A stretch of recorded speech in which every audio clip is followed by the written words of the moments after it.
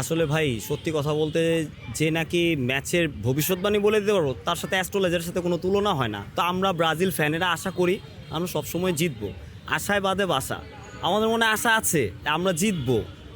যেমন কালকে প্লান্টিকটা মিস করলো, সেই ক্ষেত্রে আমি একটা কথা বলি, প্লেয়ার্সে প্লান্টিক মিস হইতেই পারে, কিন্তু সে মিস করার পর যে হাসিটা দিছে সেই হাসিটার দাম কিন্তু লাখ টাকা। যেটা সে গোল দুইটা দিছে, সে কিন্তু তার আগের ম্যাচেও কিন্তু 3টা গোল করছে। তো সেই তুলনায় প্লেয়ার হিসেবেই তো মিস হয়, মিস তো মানুষেরই হয়।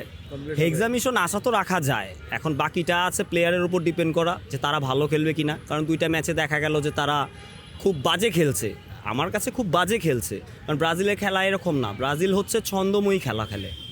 আপনি 2002 থেকে শুরু করে 14-15 সব কিছু হিসাব করে দেখেন যে যখন রোনালদিনহো ছিল তখন খুব ভালো খেলতো।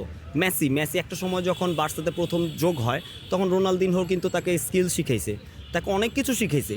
সেই তুলনায় কিন্তু রোনালদিনহো আবার বলছে যে সর্বকালের সেরা মেসি। আবার কিন্তু মেসি নিজে বলে যে আমার গুরু হচ্ছে রোনালদিনহো।